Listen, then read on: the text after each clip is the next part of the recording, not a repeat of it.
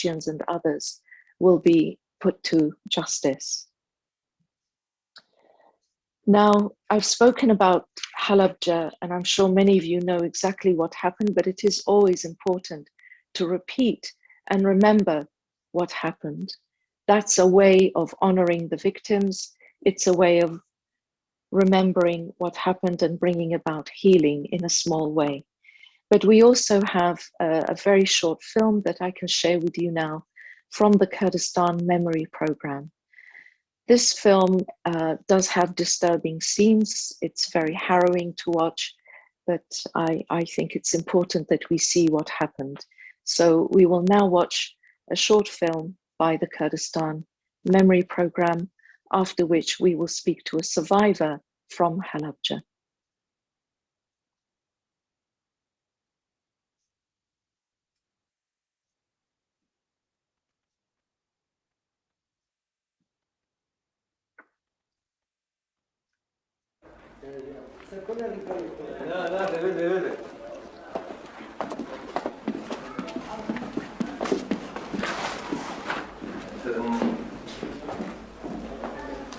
لروجي سيانزي سي هشتاوهاش توشي قصفكي مشدد بو هالبجا خلكي ام منطقة ام حلانة همي بزوري رويان كذا ايرا بجنو ببياو بمنالاو حتى بروجي شانزي سي هشتاوهاش ماينوا لروجي شانزي سي هشتاوهاش تابين بدو قسمي بياو ليرا ما قسمي جنو مناو شوية او جورا جنو مناو بوبا يعني مجموع مان زياتر لصو بنجاو بينج كذا أبو لم دوجير زمينها لساعات دوانزو تشاركي روجي شانزي سيا قصفك زور مشدد بولا لان طيارة كان العراق وهاتن والله أم خانو أوا ياريه كرد أم جير زمينها يتر ما ينولي رتا دوري ساعات سيا لساعات سيا خيري من الفيابو خلقك أو ساك كيميائي رجيرا وكيميائي هادوه من جعل إذا جماعتي بيوان دانيش تبينوتم دانيش وضمن بس مدروا حوالي بزام عجبة كيميائية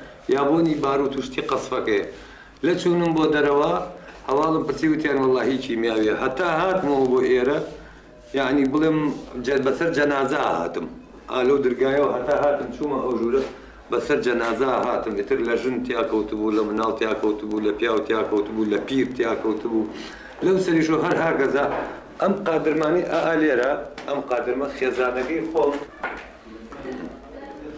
آليرا خزانكي خوم جنكي خوم آليرا كتو أوقات منا أبو بكرش تشوفوا مدروا يعني بوشي وتقريبا زيادة لم للصوت صوت شلكز لم جر زمينا جانيا لدزدا مردن لروشي شانزي سي هشتا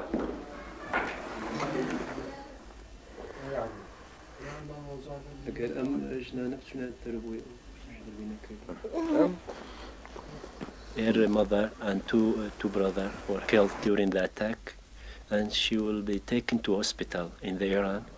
In the hospital after treatment, she will be taken by someone in Iran. He take her to his house and live with them. And after that 10 years, she get back to Iraq and see her father and her sister. After 10 days, she will become abnormal. Mardin.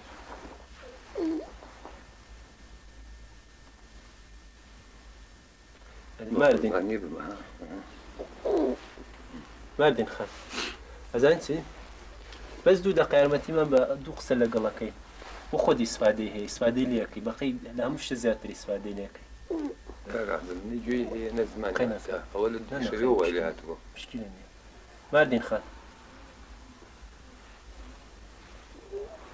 She remember the attack and imagine the tragedy when her mother and her sister, her brothers died. قصة قلاك باوك بقي لدى يكتبوك ذات الإسفادة بيجيت أبي قسم على قلاك إسفاداك.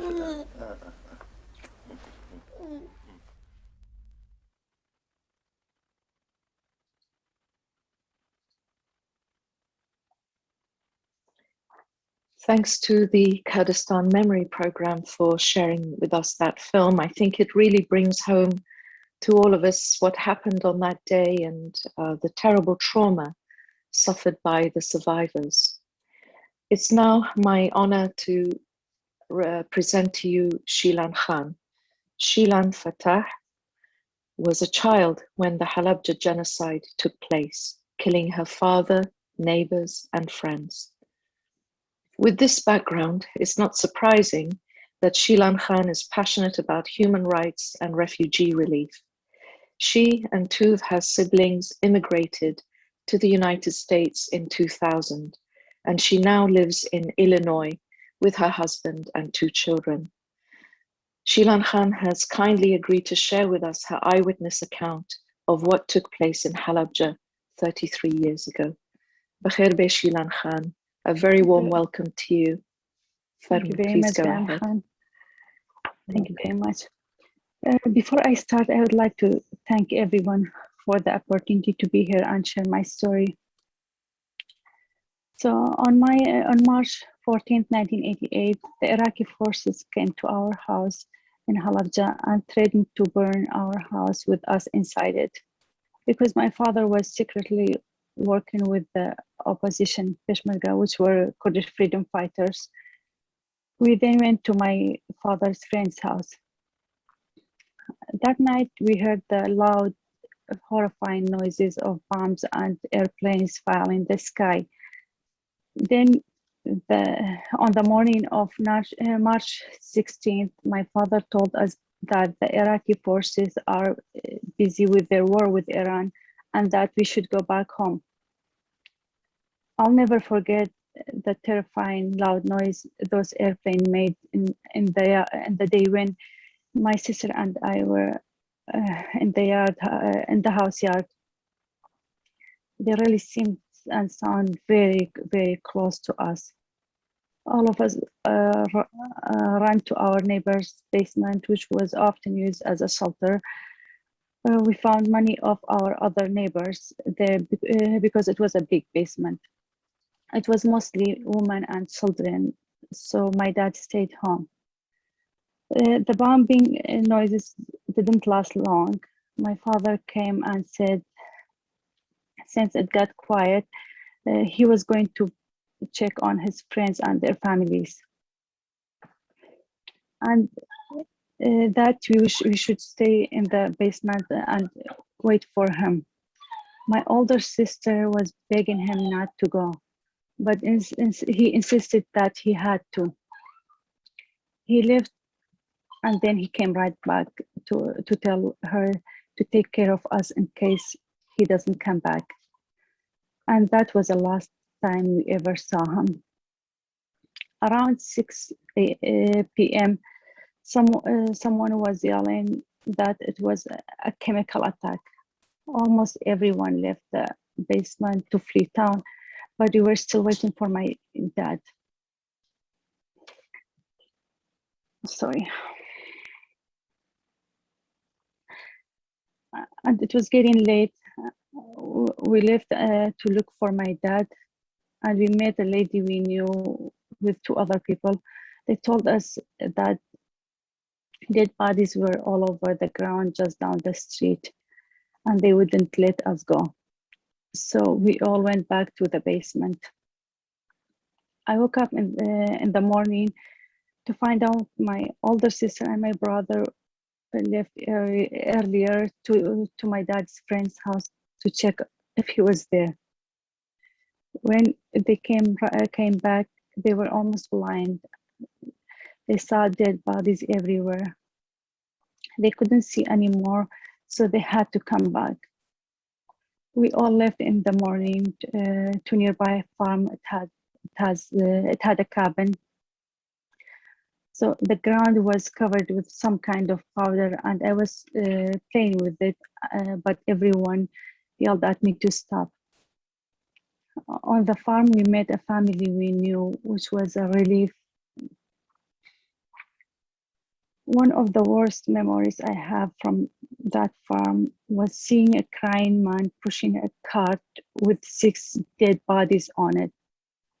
Those bodies were his entire family, and he needed help to bury them. My sister wanted to help, but I started crying and begged her not to, so she wouldn't die.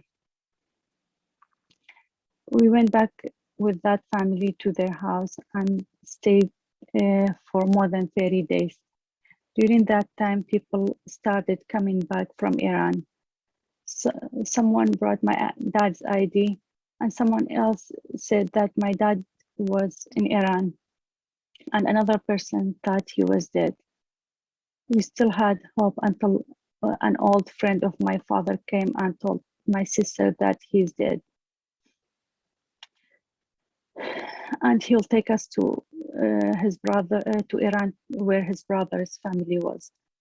After a week in Iran, the same friend of my dad that were, he said, there were a very important document hidden by my dad at our house, and they needed to be destroyed. We also needed to bring some of our stuff from house, since the Iranians were offering drugs to families for that purpose. Only my sister and I went back with him because we were the younger ones, and he could say we were his daughters. To add onto our bad luck, the Iranian had stopped taking people's belongings because they knew the Iraqi were coming back to Halabja soon. So they were trying to get everyone out, but without their belongings. So we hid at Iranian army compound, and were caught soon. I still have nightmares of that memory until this day. They had the three of us against the wall, ready to be executed. One of them, who appeared to be the leader, said with watery eyes that he had kids our age, and then they let us go with our belongings back across the border. We stayed 3 years at Saryas refugee camp in Iran. From 1991 to 1998, we stayed in Kurdistan. We crossed the border. In 1998, we crossed the border to Syria, stayed there until UN brought us to the United States in 2000. So that was a short version of my tragic story. And let me tell you that there are way sadder and more terrifying stories that didn't end as safe and settled as ours. But safe and settled is never a reality in the hateful world we live in. 151 known children were missing in Iran, and only 8 were found. People are still suffering critical condition, and children of survivors are being born with serious birth defects. Halabja is still one of the most underserved parts of Kurdistan. We can talk as much as we want about genocide and why ethnic cleansing should not be a reality, but action is what we should really focus on. Violence against Kurds is still being committed by many groups and neighboring governments. We can hope for change as much as we want, but that hope will only be valid if we supplement it with the real work and step for change. With that being said, until this day, Halabja genocide of 1988 hasn't been recognized internationally by the UN and any powerful countries. Halabja will certainly be remembered in more ways than one, but it holds no power over those who continue to fight freedom and justice. Thank you.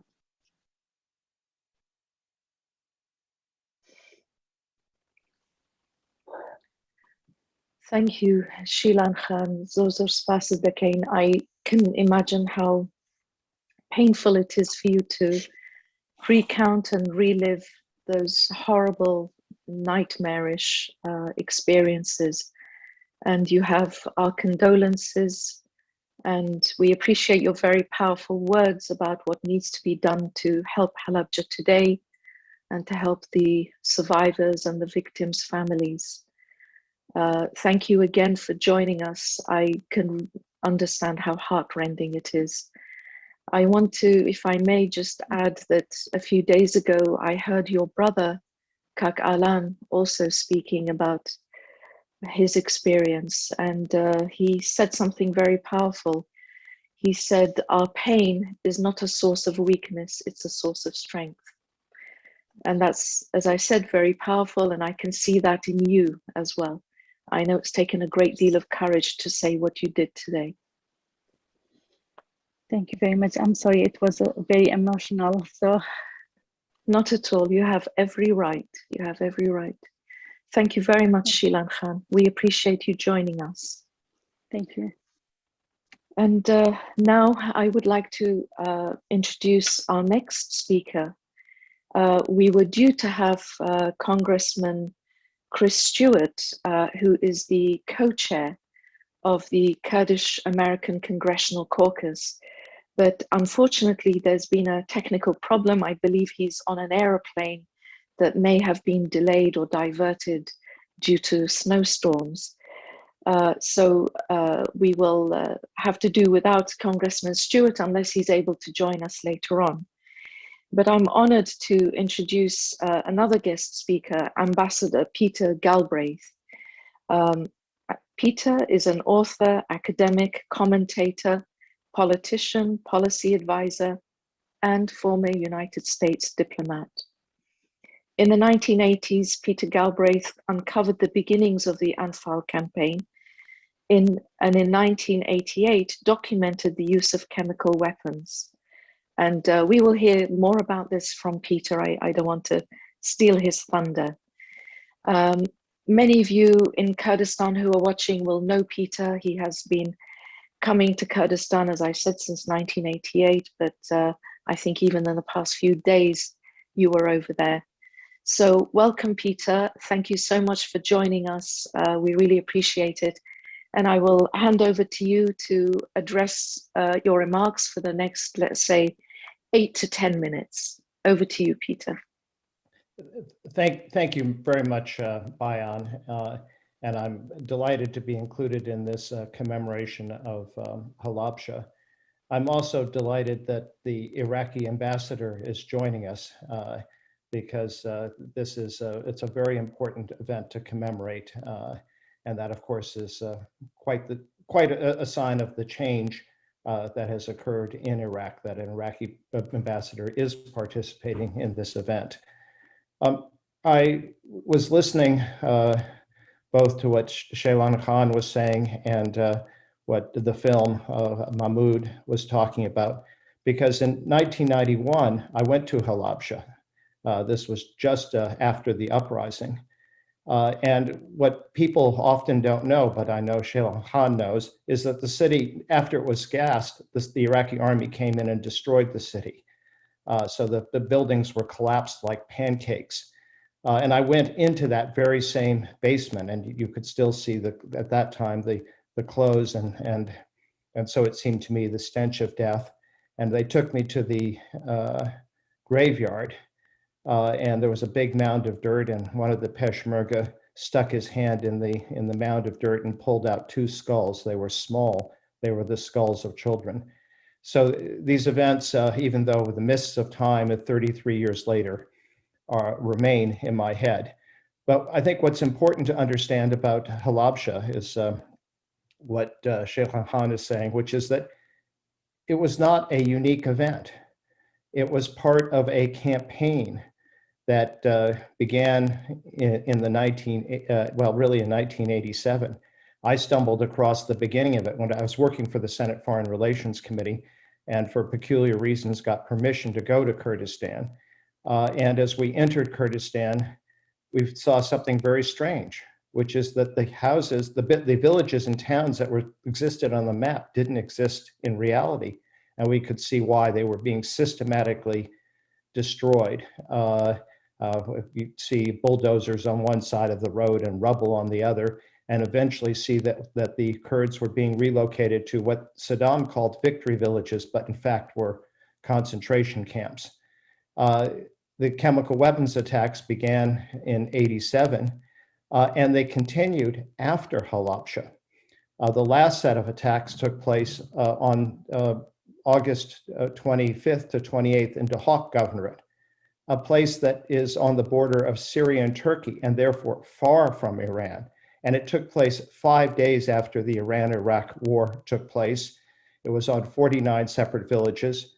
Chris Van Hollen, who will speak to you later, and I were working for the Foreign Relations Committee, and we traveled the entire length of the Iraq-Turkey border and documented the use of chemical weapons in those final attacks. I'd like to, and they were horrific, and I think it's, Halabja had the advantage, if you want to call it that, of being visible because the Iranians were there and they brought in their media. But it's important to know in all these villages that the attacks took place and there wasn't the same coverage. This is the era before video cameras and cell phones and all the things that bring something like the Syria war fresh to us. But I would also like to comment about the reaction of the United States, because at the time of Halabja, the Reagan administration, they had the intelligence, they had to have known it was Iraq that was doing it. But at that time, there was hope that Saddam Hussein could be a partner of the United States in the struggle against the Soviet Union, another Sadat, that is a strongman who changed sides and brought his country from the Soviet orbit to the American orbit. So they deliberately obscured who was responsible, suggesting that maybe both sides had used chemical weapons or possibly even Iran had done it. However, with these second set of attacks, it wasn't possible to obscure who was responsible because they took place far from Iran and after the Iran-Iraq war had ended.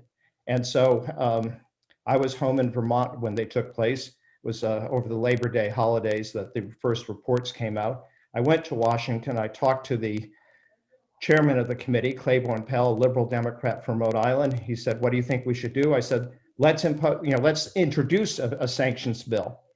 And he agreed. So I prepared something called the Prevention of Genocide Act of 1988, which imposed complete sanctions on Iraq, including cutting off oil imports, opposing loans, cutting off US credits to Iraq.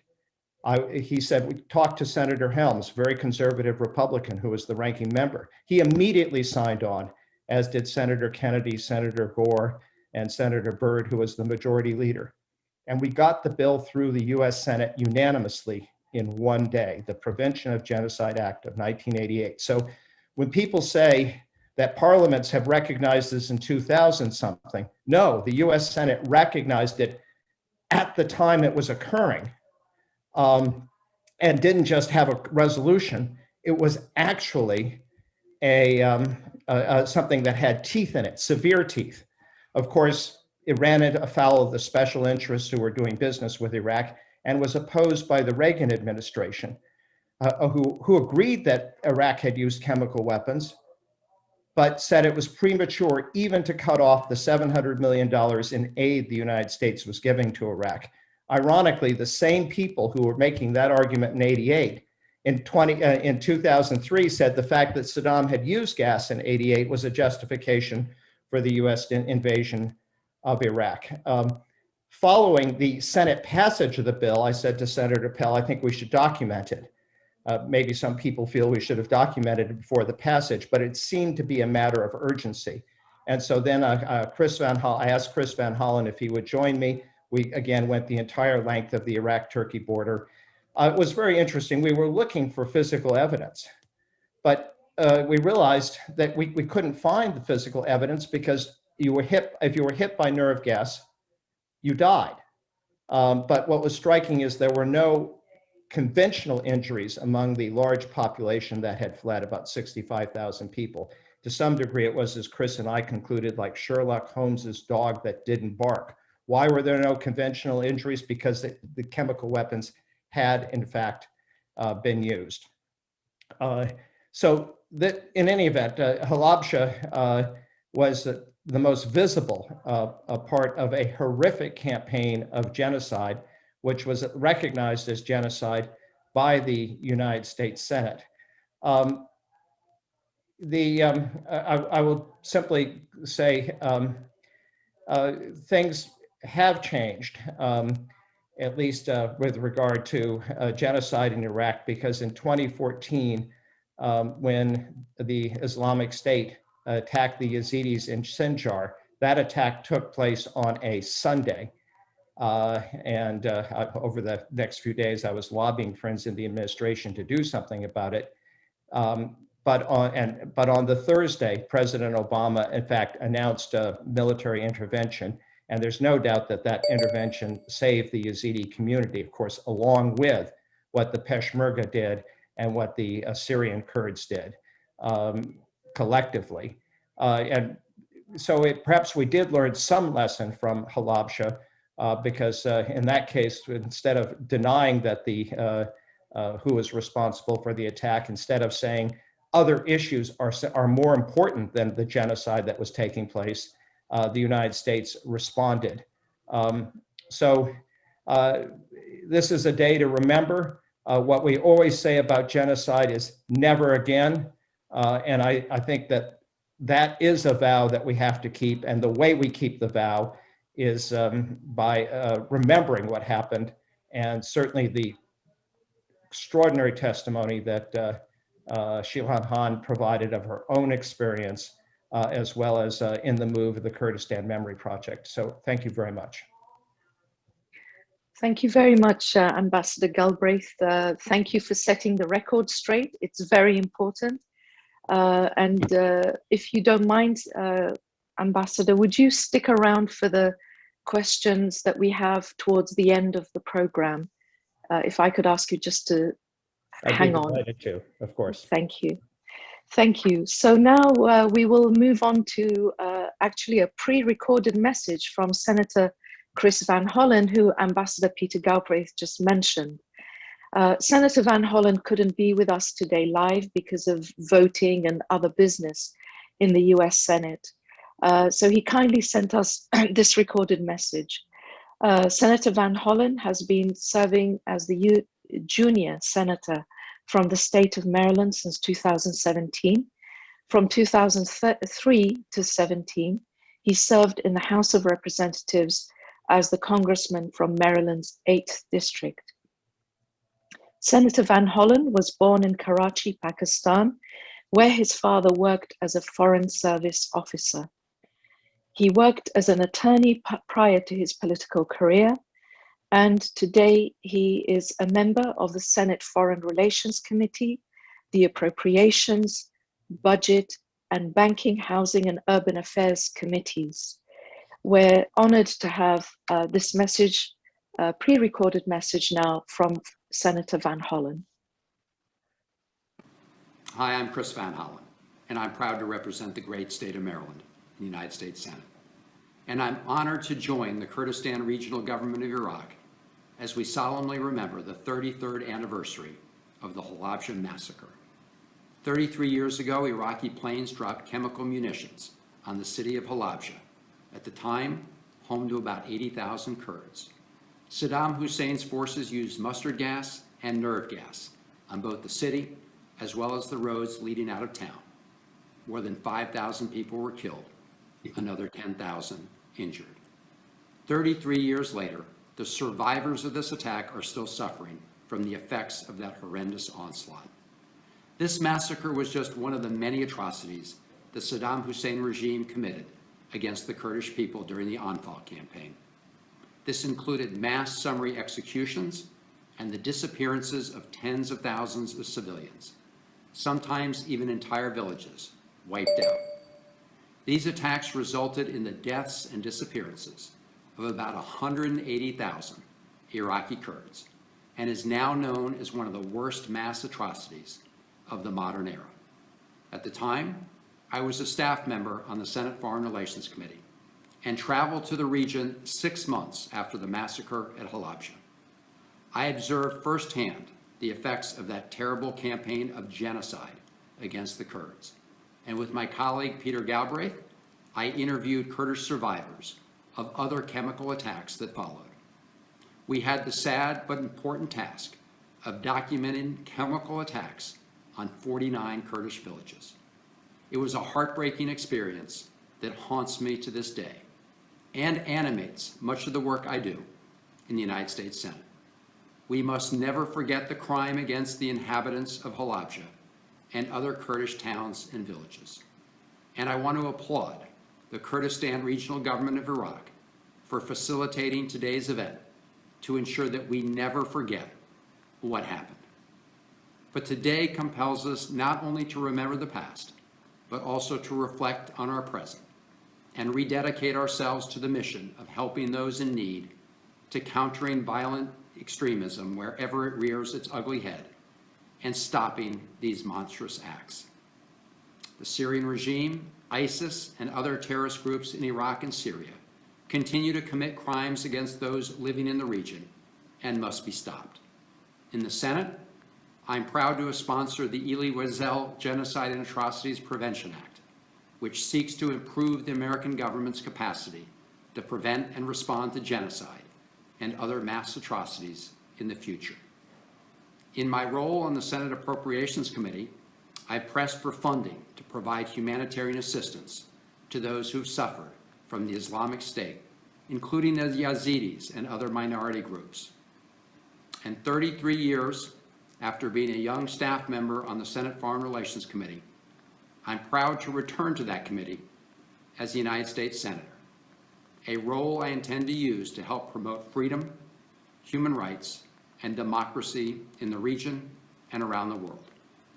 We need look no further than the recent rocket attacks in the Kurdish hub of Erbil to understand the stakes.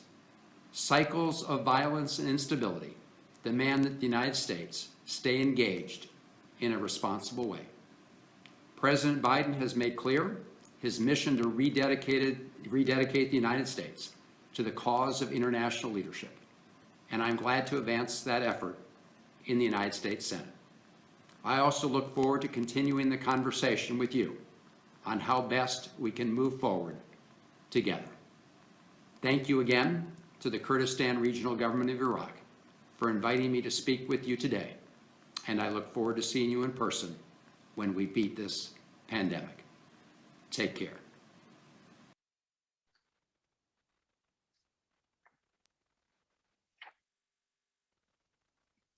Our thanks to Senator Van Hollen. Appreciate his message to us today and the work that he and Ambassador Galbraith did together 33 years ago, and all of the support that Senator Van Hollen has shown to the people of Kurdistan ever since.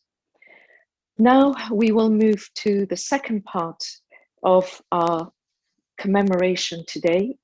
It's an honor to introduce Ambassador Farid Yassin, Joey Hood, and Professor Hannibal Travis. I will briefly introduce all three speakers, and then I will ask each speaker to make their presentation before we move on to question and answer. Beginning with Ambassador Farid Yassin.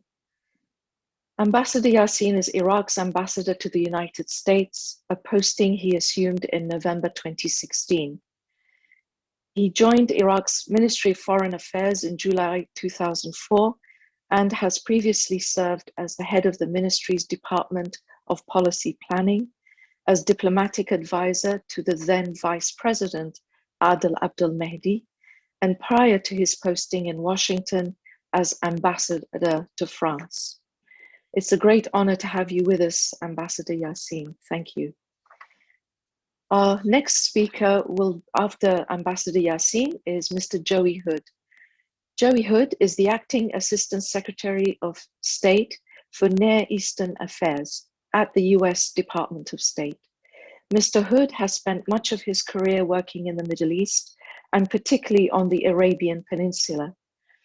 As many of us know, in Kurdistan and the rest of Iraq, Mr. Hood has served as the Deputy Chief of Mission in Iraq and in Kuwait, as well as the Consul General and Principal Officer in Dhahran in Saudi Arabia. Prior to these assignments, Mr. Hood was acting director of the Office of Iranian Affairs at the Department of State. Following Mr. Hood, we will have Professor Hannibal Travis. Professor Travis is a professor of law at Florida International University, where he teaches and conducts research in the fields of cyber law, intellectual property, antitrust international, and comparative law and human rights. Professor Travis has authored and contributed to several books on genocide, mass atrocities, and transitional justice in the Middle East and Africa. I had also asked Ambassador Peter Galbraith to stay with us until we get to the questions at the end. So now, Ambassador Yassin, I hand over to you. Please, the floor is yours.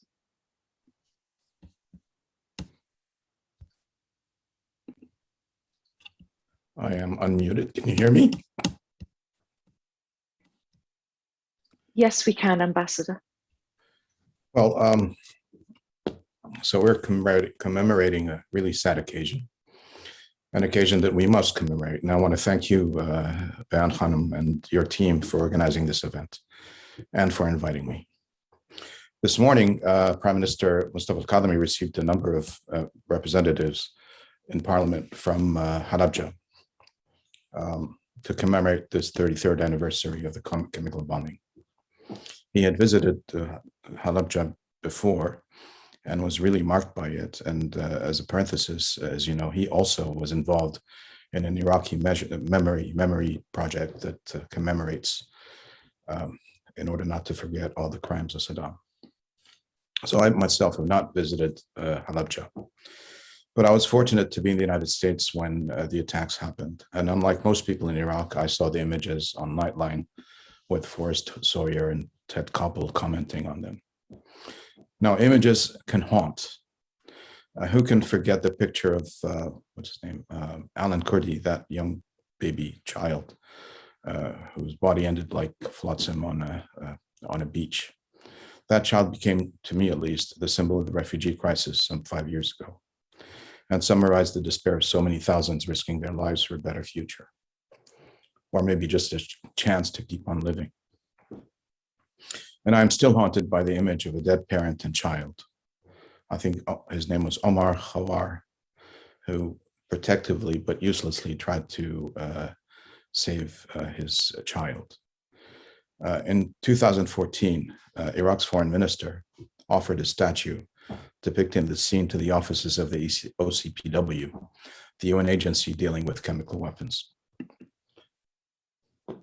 Note that the convention governing this issue was being debated in Geneva and was at a standstill when the news of Halabja broke. One of the leaders of that process, Ambassador Pierre Morel, told me at an event I had organized to commemorate the 25th anniversary of the gassing of Halabja, that the news of Halabja woke them up, so to speak. And they completed the draft of the convention, which now went beyond any previous convention, allowing, for example, unannounced inspections. They would not have been able to do that without the impetus given by the shock at seeing the images of Halabja. At the time, though, and despite the very valiant efforts of wonderful people like Peter Galbraith and Senator Van Hollen at the time, nothing much happened. The international community did scant little to hold the regime accountable. For that, we had to wait for the invasion of Kuwait. Thank God, though, for organizations like Human Rights Watch and Amnesty International and Physicians for Human Rights. Before 1991, you could not go into Iraq to do any kind of work. But afterwards, then at the time, I think Physicians for Human Rights sent an investigative team who went and interrogated and did some work with some survivors from the gassing and of Halabja and other places who were targeted during the Anfal, who had escaped to Turkey. And they came back with undoubted evidence that, in fact, chemical weapons had been used, mustard gas, and also indications of use of nerve agents. Now, the damage done to the people went beyond what we saw. I, like many of my friends who were active in exile against Saddam Hussein, toiled for about 10, 15 years in the shadows, driven by intangible reasons. One of them, at least in my case, was Halabja. I mentioned the images of this father trying to protect his child, but throughout the 15 intervening years, there were events that actually spurred us forward. One was a talk I witnessed by Christine Gostin, a British scientist who had given a talk at the United Nations in Geneva. I had gone there with one of my mentors, Esmat Katani, where she documented the impact of the chemicals used in those attacks on the genomes of plants and animals, and obviously humans in the area. These are things that'll be generational and that will need to be addressed. Later on, friends of mine and I started a project to try to document the disappearances in Iraq. It's a work we started with a Chilean human rights activist who wanted to impress us by the fact that the human rights abuses in Chile were unequaled. So he said, "Do you know how many people disappeared under Pinochet?" And we said, "We don't know." And he said, "Well, 3,000. And so when we told him that the uncounted numbers of people who disappeared under the Anfal exceeded 180,000, actually he didn't believe us. He does now. Anyway, what I wanted to say is that we started this project and eventually we decided to try to put it online in order to make it available to people in the region, many of whom still doubted the fact that Saddam had created such horrors. And so we managed to, in I think 2000, put something like 10,000 names of people who had disappeared in Iraq out of data that we had gathered that included about 70,000 names, 70,000. Most of them, practically all of them actually, were victims of the Anfal. Now these disappeared are all, in all probability, dead, even though every now and then we hear a miraculous reunion of a long lost child that gets reunited with his family through the miracle of technology. We've heard that mentioned earlier. And I don't know, I have to confess, what has been done to make things better for the people and the survivors by regional and federal authorities. I'm sure much has been done. I'm sure that much more needs to be done. And similarly for the survivors of ISIS, medical care institutions to commemorate the victims, mechanisms to help the survivors. And I'd like to say as a parenthesis that there is a direct lineage, in my mind at least, in the ideology that governs ISIS, a direct linkage to Saddam's Ba'ath regime, and perhaps even the same people. So a lot needs to be done to help repair the past. But what about the future? I mentioned that I had become politically active some 30 years ago.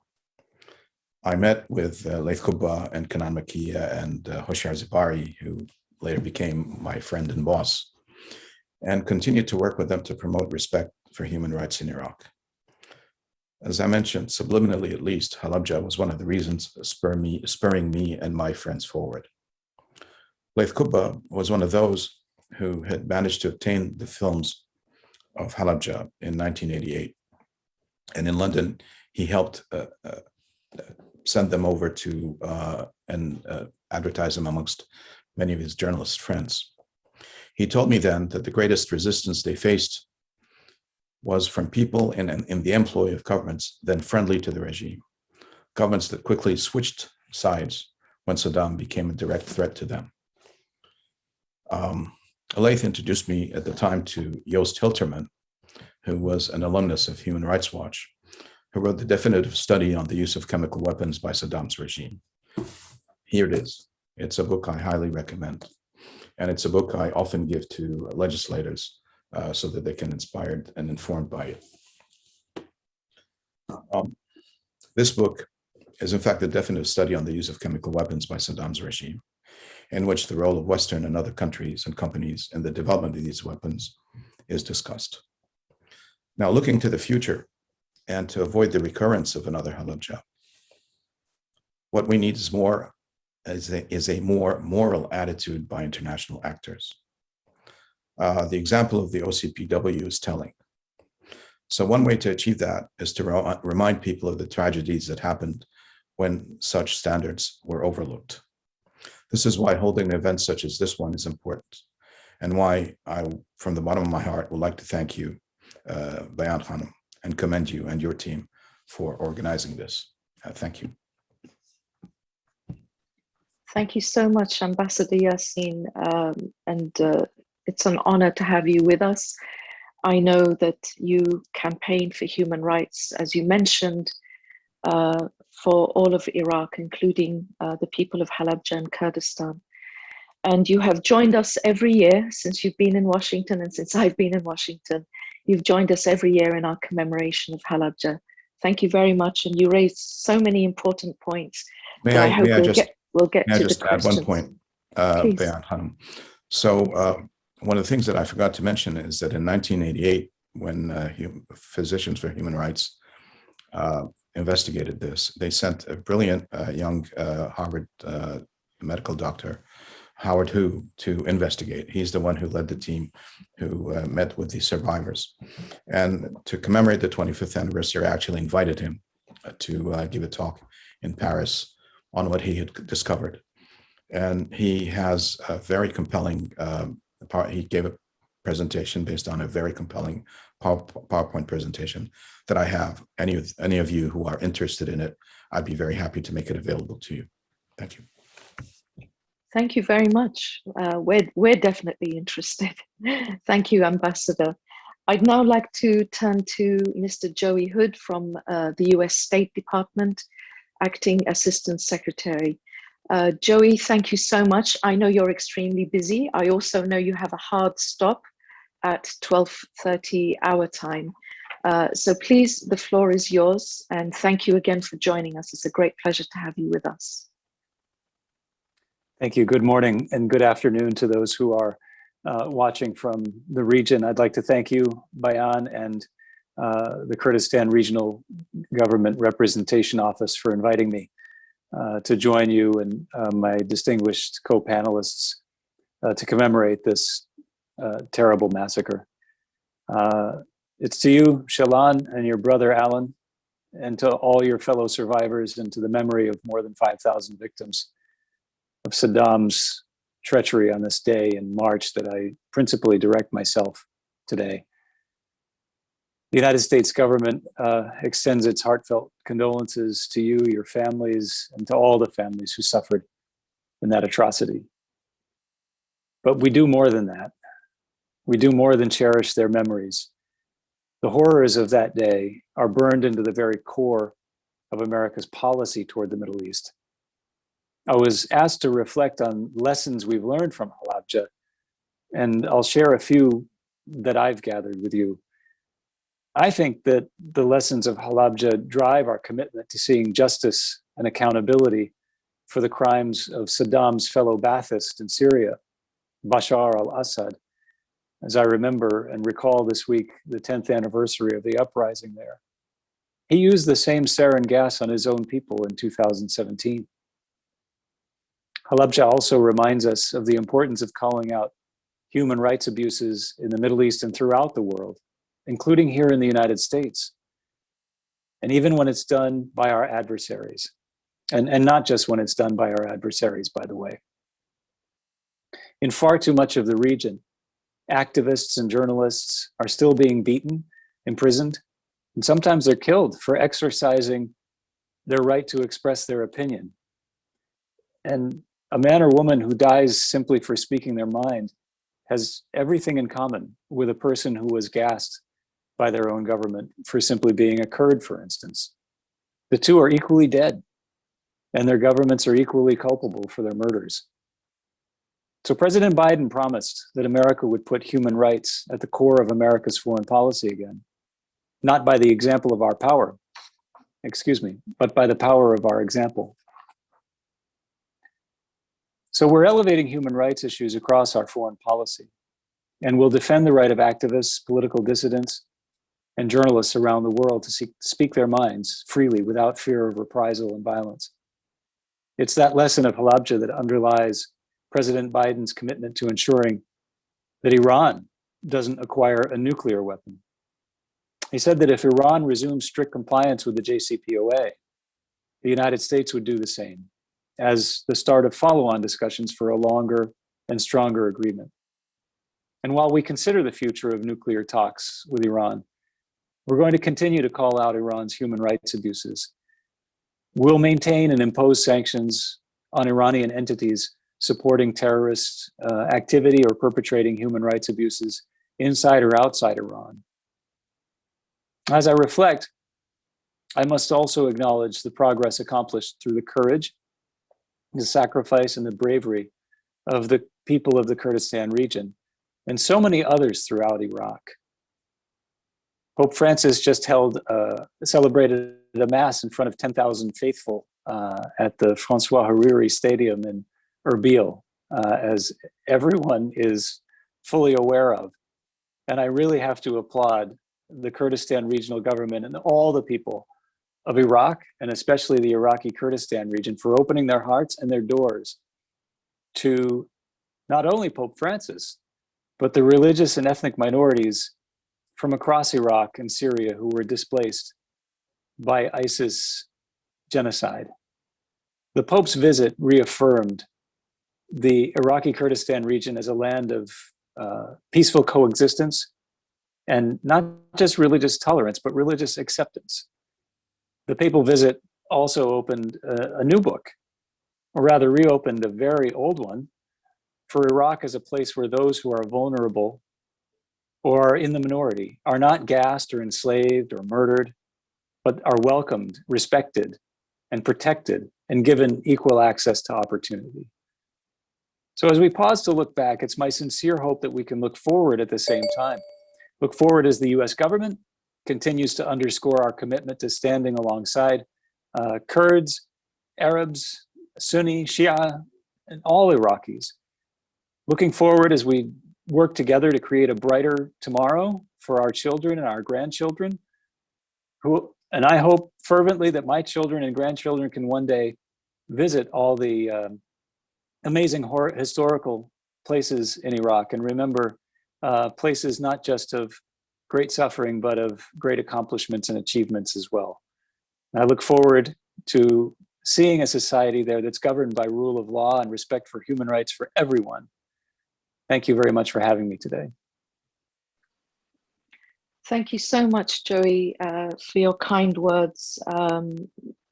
So much of what you said is really important, and I know will be very well received in Kurdistan. And I would just like to echo what you said about the visit of His Holiness Pope Francis. I think for a few days, his visit shone a very bright light across all of Iraq. And I think many of us are still glowing and enjoying and basking in that light that he shone. So thank you for your kind words. Thank you for joining us today. I'd now like to move on to Professor Hannibal Travis, who is joining us from Florida. As I said earlier, Professor Travis has written several books and contributed to several books on genocide and transitional justice in the Middle East and Africa. Professor Travis, thank you so much for joining us, and the floor is yours. I thank the Office of the Representative of the Kurdistan Regional Government to the United States and my fellow panelists for allowing me to speak on this important occasion. I would like to direct my brief remarks to why the response to the Halabja genocide and the Anfal genocide more broadly was inadequate at the time. Of course, there was no standing international criminal court in 1998, and it would not be established until 2002.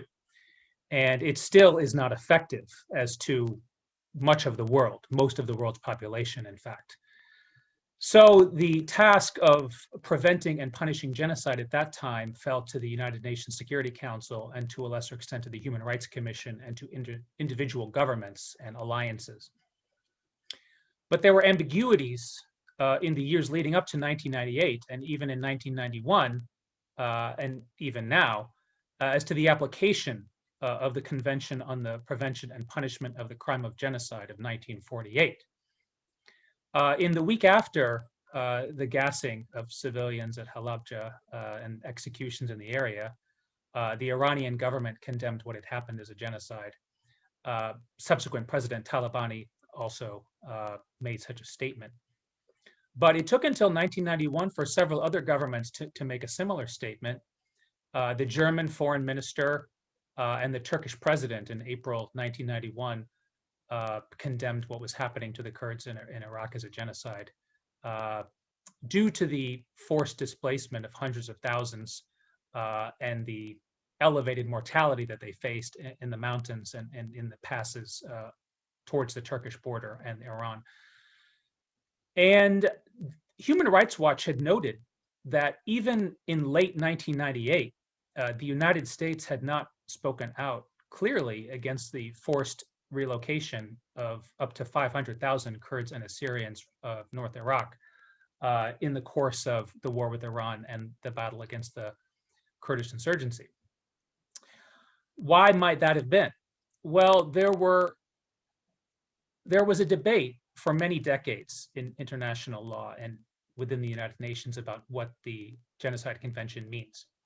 Raphael Lemkin, who conceived of the crime of genocide, and many others of his generation, believed that it should apply broadly to cases such as the Simele massacre of Assyrians in Iraq in 1933, which Lemkin knew about and mentioned, or the Ukrainian Holodomor, the famine in Ukraine, which was allowed to sort of spiral out of control, perhaps as a way of preventing Ukrainian nationalism from having a social base of support. Or subsequently, the Cultural Revolution, the massacres of the Igbo in Nigeria, the massacres of the Bengalis in East Pakistan, the massacres in East Timor, the Cambodian Khmer Rouge massacres, and others. I have argued that these all were intended to be a part of the Genocide Convention and to be prevented and punished by it.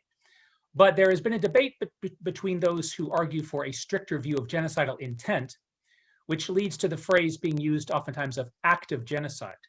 And there was some use in the Senate in 1998 of the phrase act of genocide to refer to Halabja. And subsequently in Rwanda, there were internal documents about whether the early phases of the Rwandan genocides were acts of genocide or already a genocide.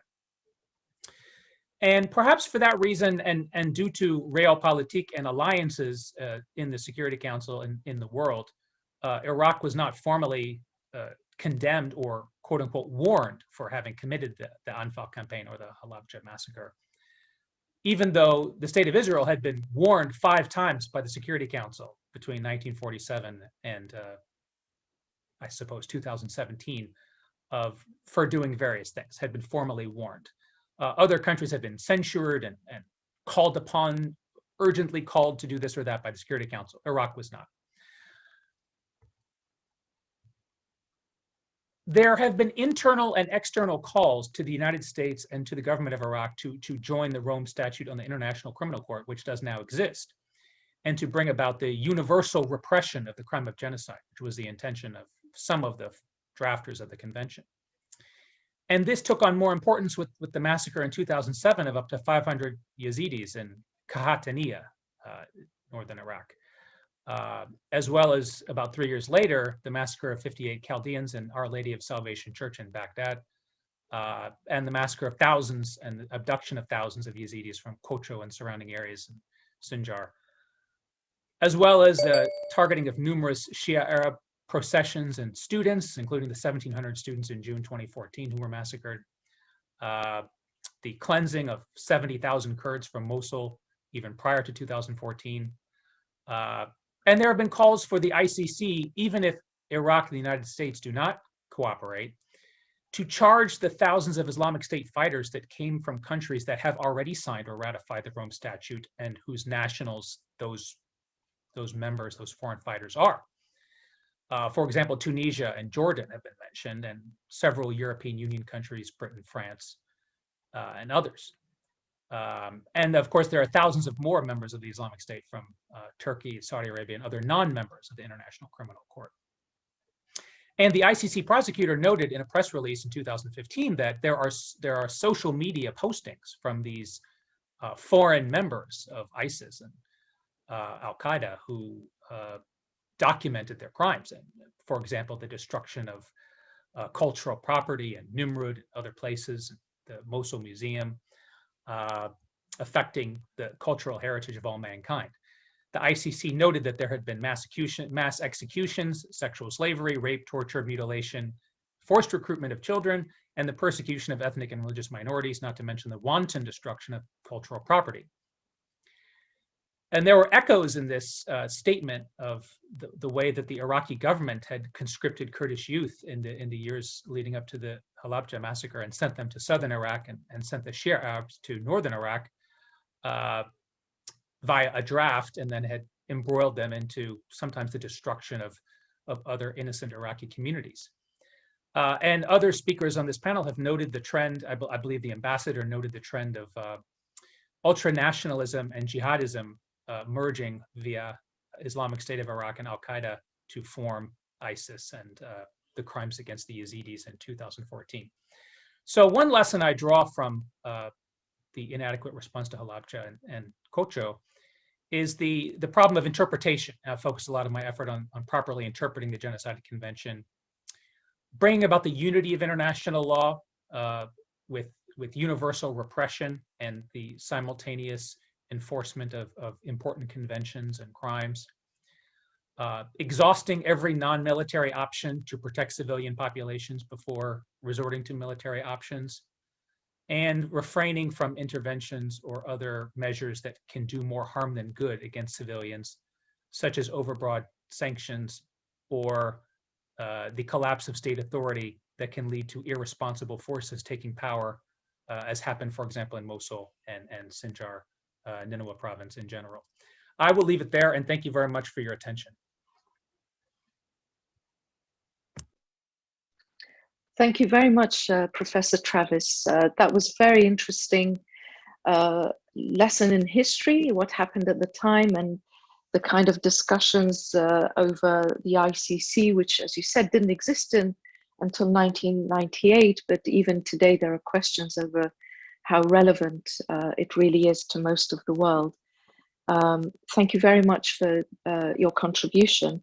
If I may, I would like now to move on to questions, and if possible, the control room, could we have Ambassador Peter Galbraith join us in the question and answer session?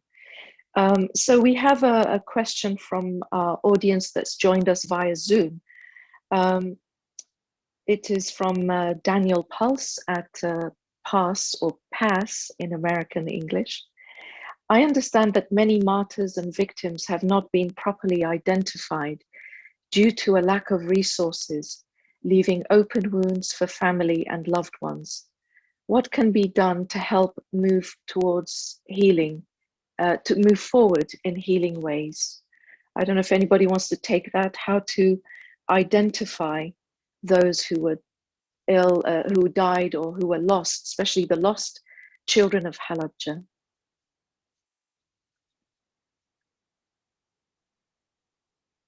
Perhaps I can kick off, because I know that, as Sheila Khan said earlier, there are over 150 lost children of Halabja, children who were separated from their families and often adopted by Iranian families and raised as their own children. But only about 8, I believe, have been reunited with their original families. And this has been done through DNA testing. But I have to say the resources that we have are very limited. So if there is anybody there, if there is a company or an organization that is willing to make financial contributions or contributions in terms of laboratories and DNA forensic analysis, of course, it would be very gratefully received by, I'm sure, the governor of, or the governorate of Halabja, or the KRG as a whole. Please, Joey, you wanted to add something? Well, Bayan, I wanted to point out that there is at least one such organization, the International Committee for Missing Persons, which the United States government considers to be an international organization. We've proposed to the Iraqi government that they be recognized as such and given that status for their work in Iraq, and then for ourselves and other governments to contribute to what they do. It is long and arduous work. It is very difficult. It's very fraught with emotion, but they do a tremendous job. They have scientific resources at their disposal that virtually no other organization has. And so they should be looked at very closely. Thank you. Thank you. If I may, Jan. Please. Like you said, this is a problem that is solvable through the miracle of technology. And it has been resolved in another place where such tragedies have happened. That's in Bosnia, especially with the massacres, Srebrenica, I think. But it is laborious, time-consuming, and expensive. At the time, I remember in 2003, I was in Baghdad in June, and I had mentioned the project that we had done to document the cases of disappearances. And the interesting thing about that project was it was a relational database with the names of patronymic names of people. And so I thought at the time that it could constitute a good basis for a database that would link, survivors or victims, or DNA traces to try to identify survivors and to identify, relatives of dead bodies. But unfortunately, nothing happened for, I think, 15 years until ISIS came. And now I think there was a small laboratory doing things like that in Baghdad. But really, this, in order for us to achieve something with it, like you said, it needs to be scaled up to an industrial level. And that requires huge resources. Right. Thank you. So I wanted to ask some questions really about how can we prevent genocides from continually taking place. Halabja happened 33 years ago, but there have been so many more since, and potentially there are genocides going on right now, even in certain parts of the world. According to Genocide Watch and Gregory Stanton, who is the founder of Genocide Watch, there are 10 stages of genocide, and extermination, the killing, is the 9th stage. So there are these other 8 stages preceding the point where people are killed. Why is it that we around the world seem to continually fail to see the warning signs and to act in time? Maybe this is a contentious issue, but really for the people of Halabja and others who've suffered Anfal and the Barzani genocide, the Failis, ISIS, everybody wants to know. I saw, Peter, you raised your hand. Please. You're on mute.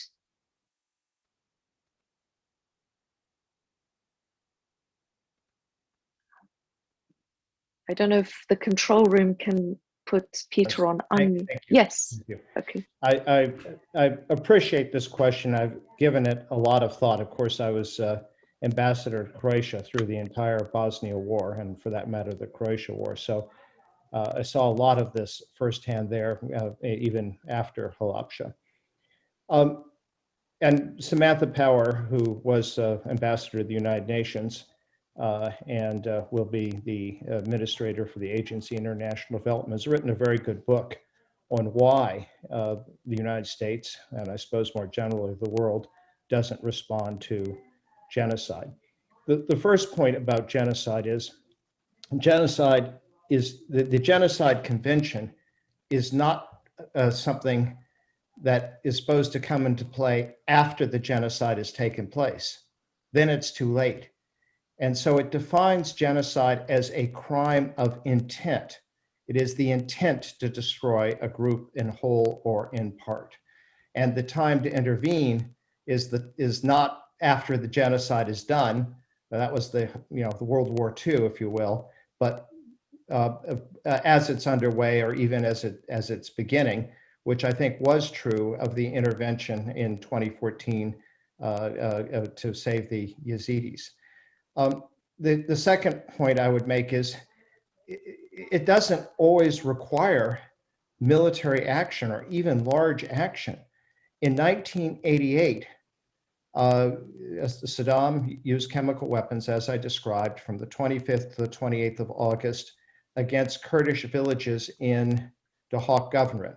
They were terrific weapons to use against the villagers, because you hit the villages and the Peshmerga aren't there. But they depend on the villages. They have to come down and take the survivors out. And it's a great way to end the insurgency, which is in fact what it accomplished. But it wasn't essential to the Iraqi operations. It was just genocide was a convenient way to do this. And once the bill was introduced and passed by the Senate, Iraq never again used chemical weapons. The bill, the introduction and passage of the bill in one day produced the largest anti-American demonstration in Baghdad since the 1967 Arab-Israeli War. So there's huge protest, and the bill didn't become law, but the simple fact of acknowledging this as a genocide had an impact. And I think that is true in other circumstances. Of course, what also is true, I mean, it isn't a perfect record, obviously. What is also true is publicity.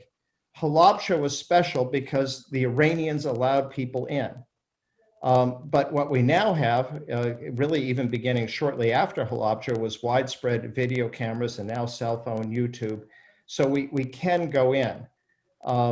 I think it's important that we not be inured to this process. The Kurdish, the people on the mountains, and actually I was with them because I was in Iraq during the March 1991 uprising and fled from Duhok with Jalal Talabani as the people were streaming there. What saved them was cameras and CNN. Mm-hmm. And even though President Bush and the rest of the world wanted to have a parade and celebrate that the Gulf War I was over, the presence required intervention. And finally, when people talk about a Nobel Peace Prize for the Bosnia War, ending the Bosnia War, and Richard Holbrooke's name comes up, he was my friend, and I certainly would be deserving. But I, in many ways, say the person who most deserved it was Christiane Amanpour, because every day she brought what was happening to Sarajevo into people's living rooms and kitchens, and it just couldn't be ignored. So I think that is a way you can respond to genocide. Thank you, Peter. And Kat Ferry, please. So thank you, Peter, for this. And it is true that Saddam did not use chemical weapons after Halabja, but the people in Kurdistan were traumatized, and all of them fled when they thought that he was using chemical weapons. So what his helicopters did was fly above, population centers and rip open bags of flour, and people thought that these were chemical gases coming in, and so they all escaped.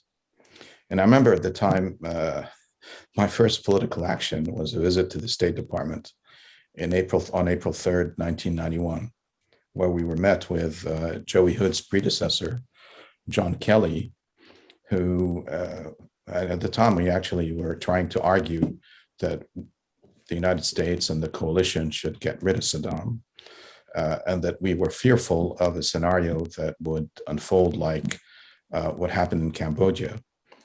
But, he said nothing's going to happen, that the United States has completed its mandate and that it would leave.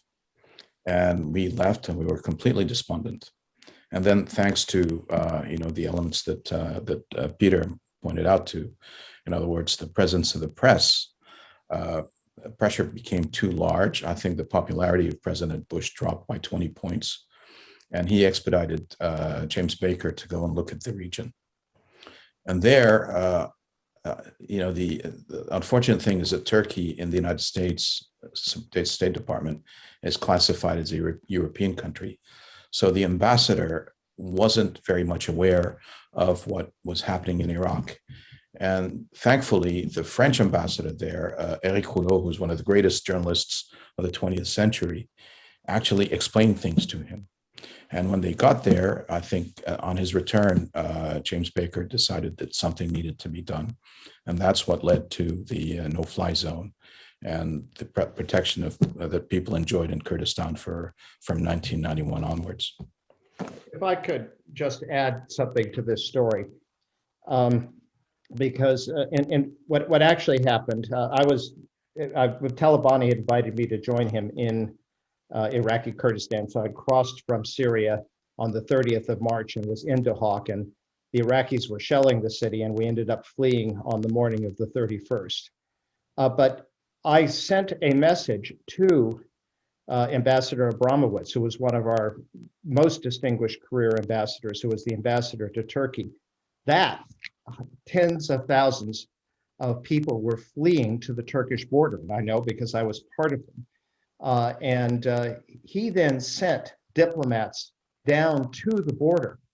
And it was their reporting from what they were seeing of the Kurds who were coming across that, in fact, led to Baker's trip.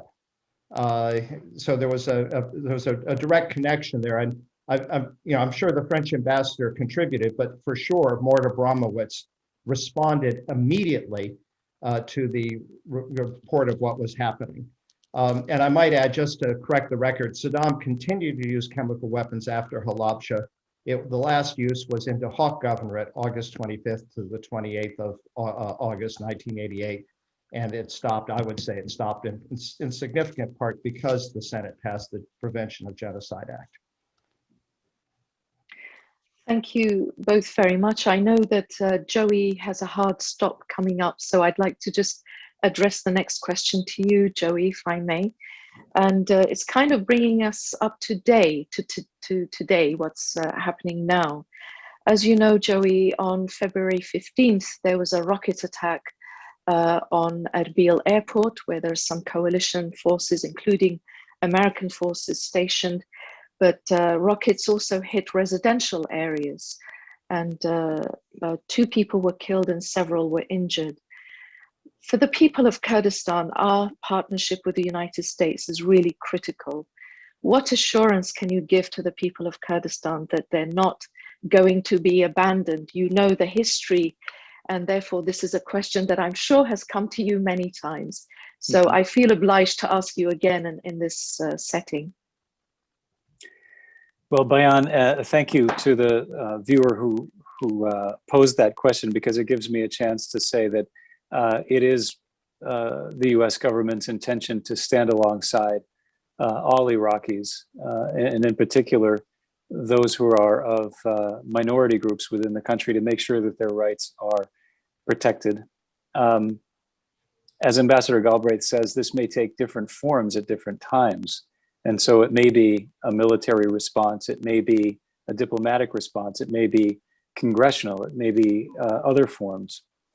But I think when we get nervous or we worry about the commitment of the United States government, we have to remember that we not only have a very important military presence throughout the region, not just in Iraq, but we also have a substantial diplomatic investment there as well. We're spending hundreds of millions of dollars of our taxpayer money in Iraq, and including in the Kurdistan region, to try to help the country stabilize from this ISIS genocide and to rebuild. That's a commitment as well. Our push for press freedom at all times, everywhere, is another way of helping to protect, because as Ambassador Galbraith said, when you've got those images and those pictures, and when they can be disseminated easily around the world, that helps. It helps mobilize public opinion and politicians and focus the mind. And people like me, I'm sure you've heard this many times before, because you've all been working or living in Iraq much longer than I have. But I'll never forget Yazidi survivors telling me over and over again, you know, we've been through 17 genocides. We know what genocide is.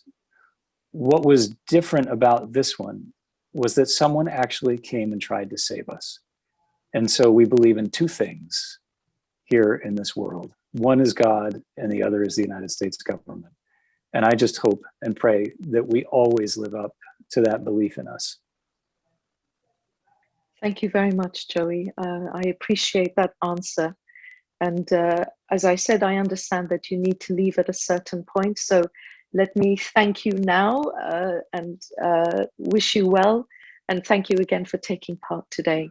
Peter, please, you wanted to... Before Joey leaves, he's exactly right about what we did for the Yazidis. And I have to say, having just come back from the region and having brought 12 children born to raped Yazidi girls who were kidnapped in 2014, kept as sex slaves for 5 years. And then the Yazidi house took their children away and raised a huge opposition to the reunification, and they still are. In fact, there are even threats to these young women's lives and to the lives of their children. It would help if those who were the victims and who were saved by the United States might get the message that you know, that we judge them by how they treat the most vulnerable members of their own community, and that this is really going to cost them a lot, and it's wrong, and they need to have a more compassionate view. And I know that you know, President Biden is somebody I worked for 14 years on the Foreign Relations Committee. He was involved in humanitarian issues, including 2 related to Iraq, 88 and 91. So I know that he and his team care a lot about these sort of issues, and I hope that we can pass that message on to Baba Sheikh and to the other members of the Yazidi community, that they ought not to be threatening these young women, and we ought to get them to a safe country as soon as possible. Thank you. Here, here, Peter. Thank you for having me, Bayan. Thank you for joining us. Peter, I think the only thing I would say is that I think the Yazidi community is deeply wounded, and I think still very traumatized, and it may take time to see the wood for the trees, if you like. I understand that, Bayan, but deep wounding does not justify wounding people who are also very vulnerable. I think we you know, and I have such respect. I first visited Lalesh in 1991. I've taken all my children there. I've taken visitors. I took Bernard Kouchner there. You know, so I greatly admire that. But you know, and I understand the cultural issues, but the cultural issues simply don't override the rights of these young women and their children. And we may be wrapping up. I just want to thank Ambassador Yassin for his work over many years. I couldn't help but feel that there was a parallel.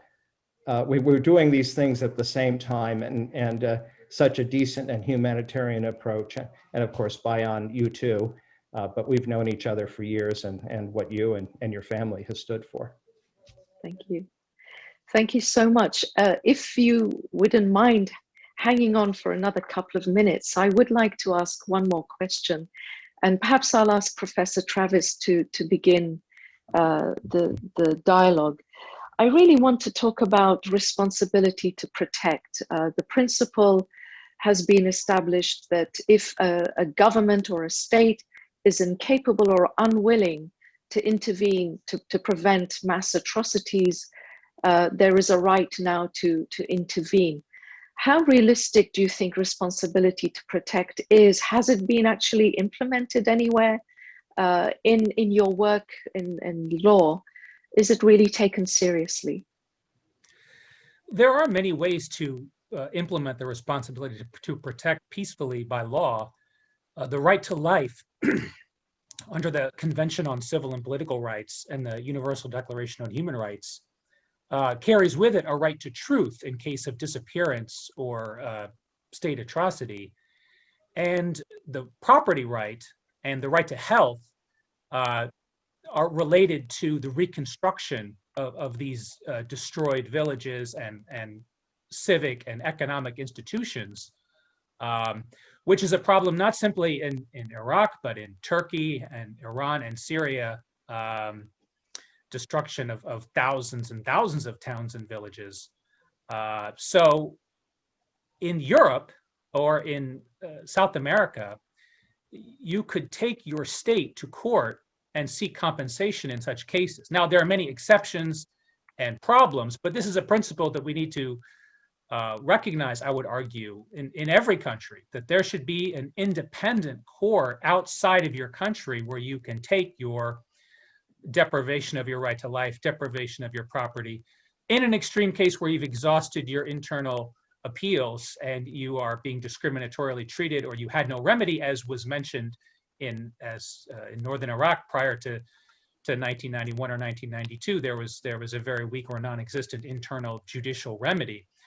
In addition to that, there are cases where foreign countries acting sort of in a coalition or unilaterally have diverted funds to rebuild without a judicial process. So, for example, the Jews and other communities after World War II received some seized Nazi assets to restart their lives.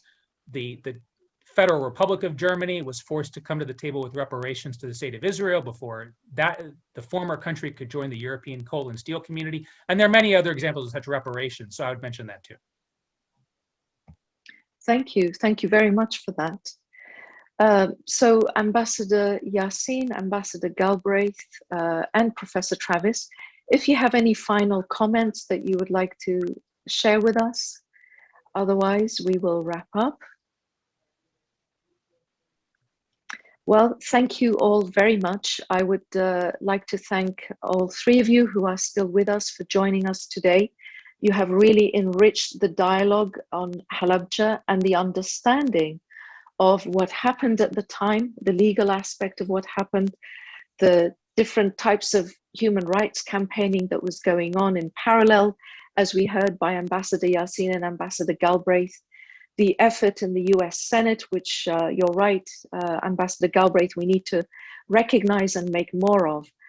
I would also like to thank Senator Van Hollen.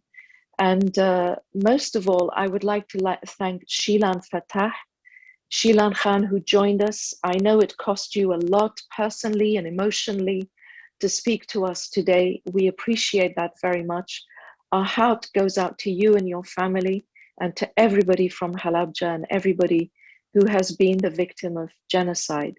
Thank you, Sheila Khan. I can see that you have joined us again, for being with us throughout this and for sharing with us your story today. Thank you very much, Bian Khan. Thank you. Thank you, everyone. Now, thank you, Sheila Khan. And Ambassador Yassin, did you want to say something? It was a technical point. Look, protection of rights is going to be very difficult in the future, precisely because one of the main points that are driving that will drive the Biden administration's foreign policy, and that is the impact of climate change and water rights.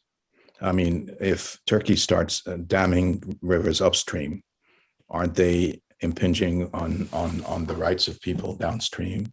Isn't this any closer to, as close as you can get to genocide, if you at least destroy people's way of life? So I think we need to find mechanisms that will prevent this from happening as soon as possible.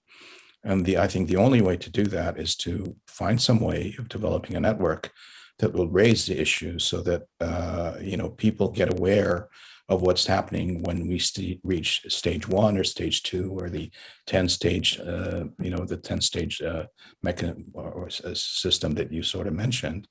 One example that I could cite that has worked is the OSCE model, which has worked to prevent warfare and fighting in Europe quite efficiently.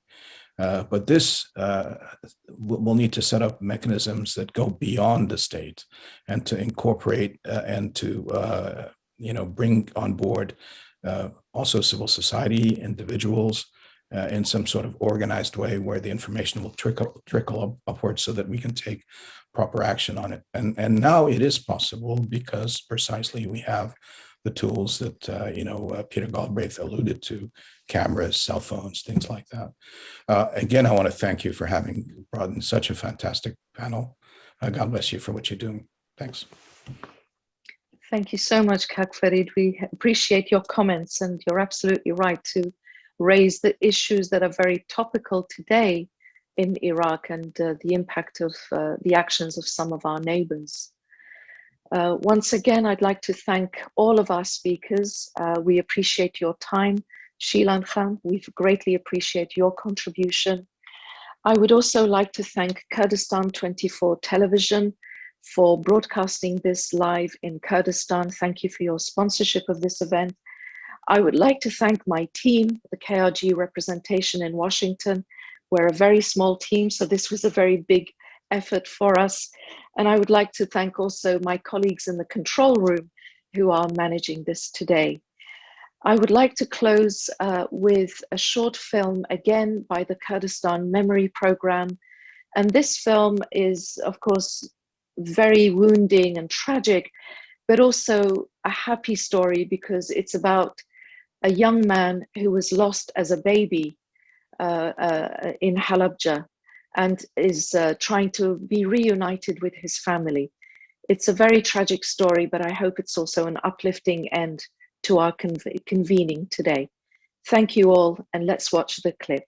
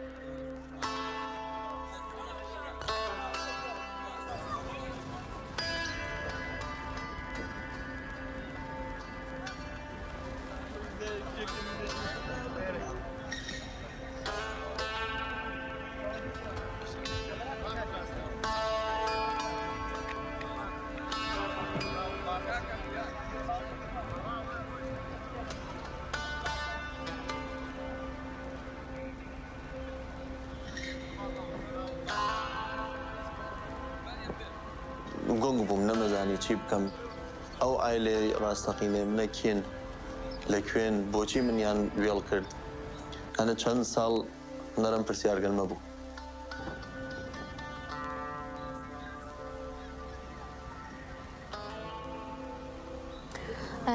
عکس من ازم در اولین روزی که به سیستی اومدم اونجا میگن که خیلی ناراحت بودی، یه ترس توی وجودت بوده، مخصوصا با کسی صحبت نمی کردی، خیلی ناراحت بودی.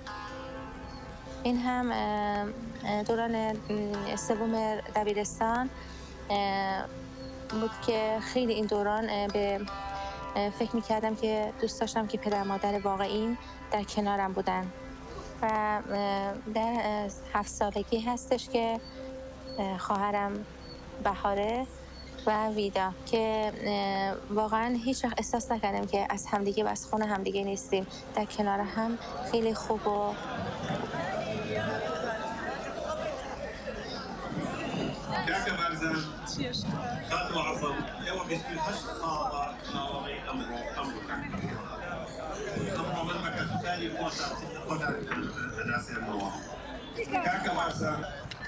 توكا سكارت نماوة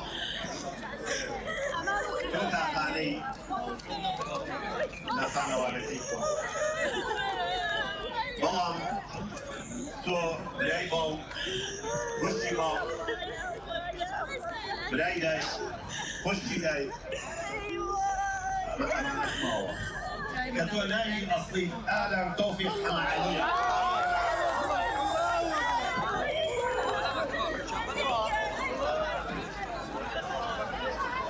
ئەوەی کە پێمی هاوتیتر هەر لێنا هەموو شتێکی و دکتۆرەکە پێمی وت کە مەسەڵەن دایکت نەماوە باوکت نەماوە خوشکەکانت براکانت زۆر بەداخم یانە ئەوەی کە نین باوکم بە تایبەت دایکم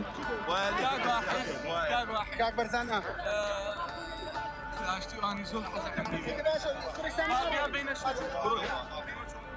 که وقتی که فهمیدم که پدرم مادرم در بمباران شهید شدن، برادرم هم شهید شده و یکی از خواهرام گم شدن و فقط من یک خواهر به اسم چرور دارم.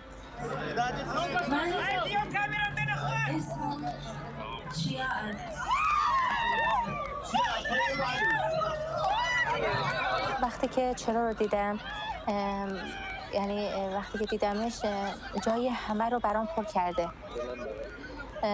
دلم براش میزنه، ضربان قلبم، خونم، خیلی دوستش دارم، یعنی یک لحظه نمیتونم ازش جدا شم.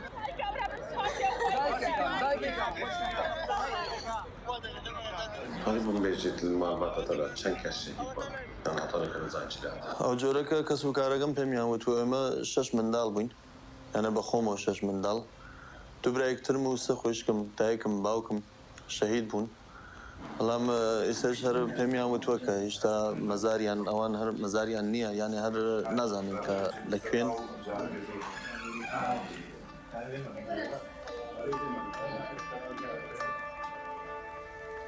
ئێستا خۆم تاقانەم و هەر خۆم ماوەم بەس